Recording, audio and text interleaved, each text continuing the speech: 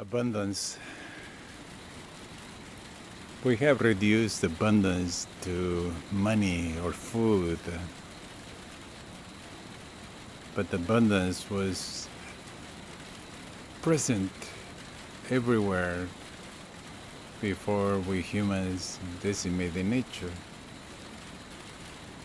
I try to picture sometimes certain places, or just looking here, even here in the Amazonia, there are still 3 fishermen here who are not catching anything.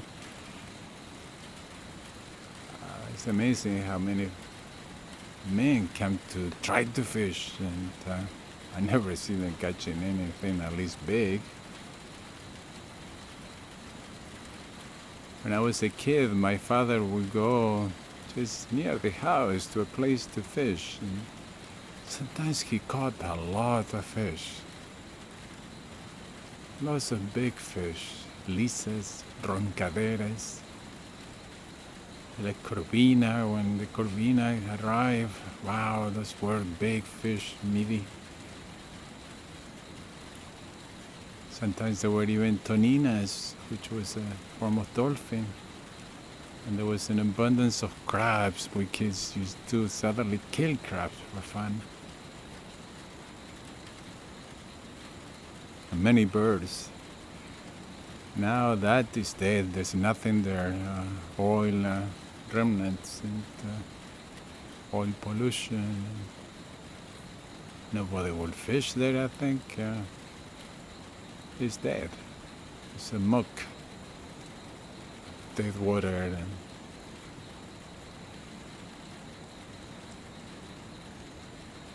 remember staying in Mexico, these ladies whose husband used to be a fisherman. She would say he would catch fish that was so big that he would put it over the shoulder, and he was a big man, and the tail of the fish was dragging on the ground. And I asked her, what kind of fish was that? And she said, pargo.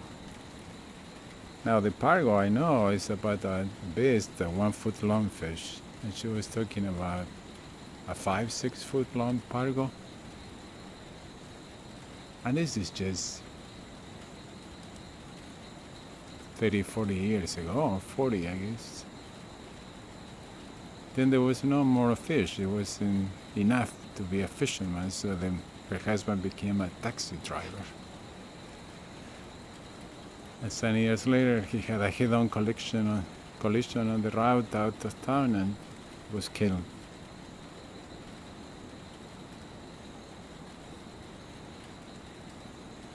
There was a town we discovered with a friend who were backpacking when we were teenagers, and we walked on the ocean front and the beach and cross creeks and kept going and going and going, and we get to this village. We didn't know it existed.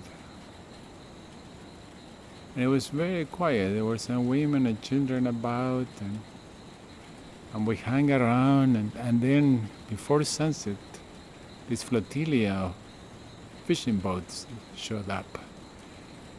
And we helped because there was no port, there was no bay, it was open ocean front, and just a little beach between the rocks. And we held it so the boats had to be rolled on the beach. There were rollers on the sand, and we all pushed the fishing boats off the beach. Enough people, I don't know, we were 40, 50 people. We could push an entire fishing boat that was about 5 meters long, at least 20 feet. And they have been catching shark. And then they would dry it in the sun and take it by oxen-driven carts over the sand dunes to the route, to the main road. That was a good 20 kilometers, I guess. The place was called Punta del Diablo, Devil's Point, because of the strength of the ocean. And there was an abundance of shark, and they made this sun-dried shark that people could then in the sea they used to cook in a stew.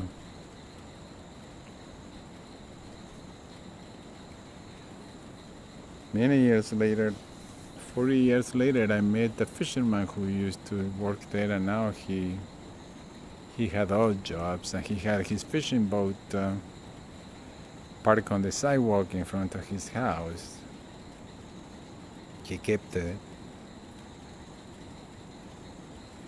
He said by the time he quit, what was very popular was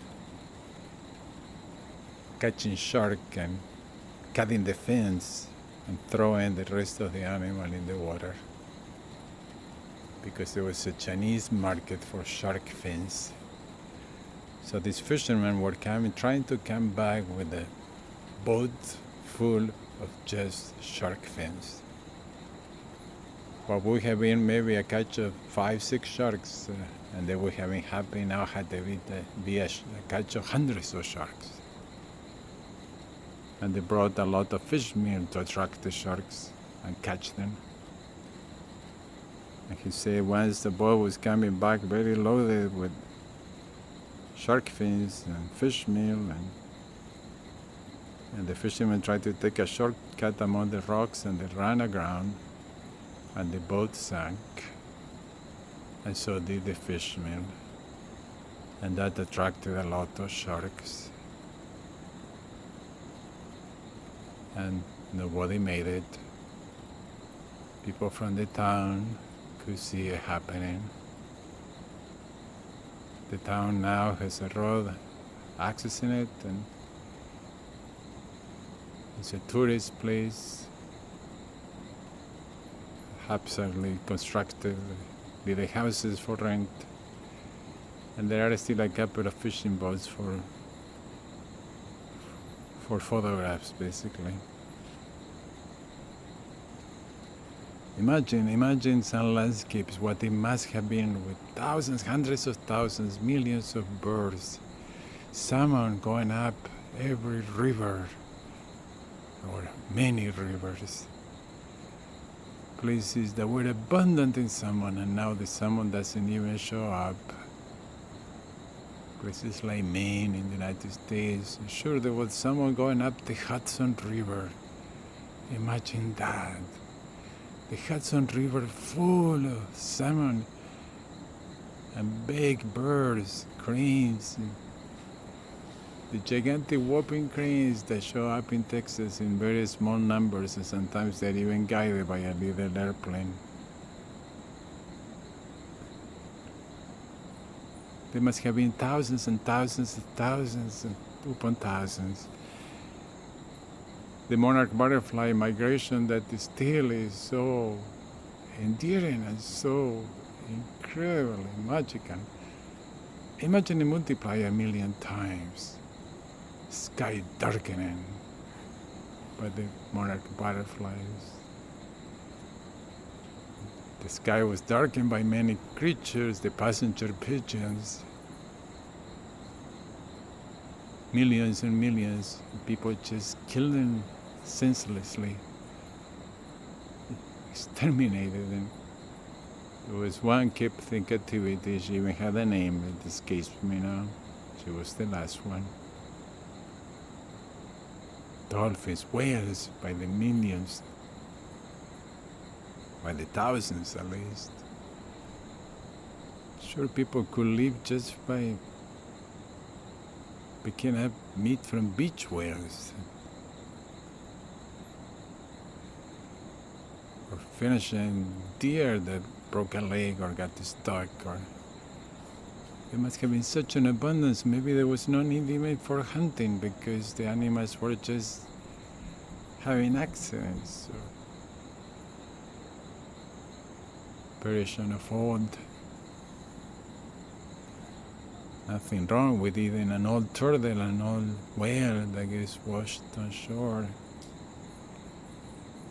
The sheer abundance that is so hard to experience today, save for a few reservations here and there, but this was abundance everywhere.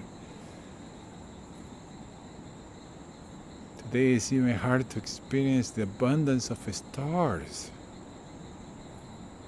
Stars, they are still abundant. You just need a clear sky and not pollution, light pollution. And that's hard to find. But when you see the abundance of stars in the sky, when you truly see the Milky Way, you are awestruck. Please be sure your children see the Milky Way. Have you ever seen the Milky Way? There must be many adults who haven't.